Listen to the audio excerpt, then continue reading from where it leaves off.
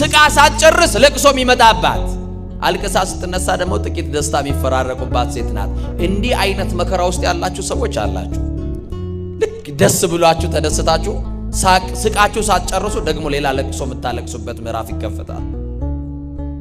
ሳቅና ለቅሶ በህይወታችሁ እየተፈራረቀ ማግኘትና ማጣት አገኘ ተብሎ ሳይነገርላችሁ ያላችሁ ከእጃችሁ ተበትኖ አተረፈ ተብሎ ከመነገሩ አስቀድሞ ደግሞ ከስራችሁ እጃችሁ ላይ ገባ ተብሎ ከመነገሩ አስቀድሞ ደግሞ ከእጃችሁ ያለው ተበትኖ መከራ ውስጥ ያላችሁ ሰዎች ትኖራላችሁ።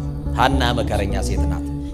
በነገራችን ላይ የመከራ ጽናት የዘመን ብዛት እግዚአብሔር ረስቶኛል ብቻ ሳይሆን እግዚአብሔር የለም ያስብላል። ለወጥቶ ስባት መከራ ሲፈራረቅ ብዙ ሰዎች ተስፋ ሲቆርጡ እግዚአብሔር ትቶኛል አይደለም ይሉት የለም ማለት ይጀምራሉ። በነገራችን ላይ የሰው ልጅ መከራው ጽኑ በሆነ ጊዜ ዘመን በራቀበት ጊዜ ለጥያቄው መልስ ሲያጣ ሶስት ነገሮች ይፈትኑታል።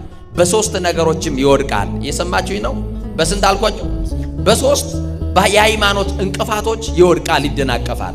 ምንድናቸው ካላችሁኝ፣ አንደኛው እግዚአብሔር ረስቶኛል ማለት ይጀምራል። ማን ረስቶኛል? እግዚአብሔር ይረሳናል ወገኖቼ? ንገሩኝ እንጂ እግዚአብሔር ረስቶኛል ይላል። ሁለተኛ ደግሞ ይሉና የሚጠይቁት ጥያቄ በፈለጉት ሰዓት ስላልተመለሰ ብቻ እግዚአብሔር አይወደኝም ይላሉ። ማን አይወደኝም? አያችሁ፣ እኛ በፈለግነው ነገር ሰዓትና ጊዜ ስላልተደረገልን የጠየቅነው ጥያቄ በሰዓቱ ካልተመለሰ እግዚአብሔር ረስቶኛል። ቀጥሎ ደግሞ እግዚአብሔር ምን አይለኝም?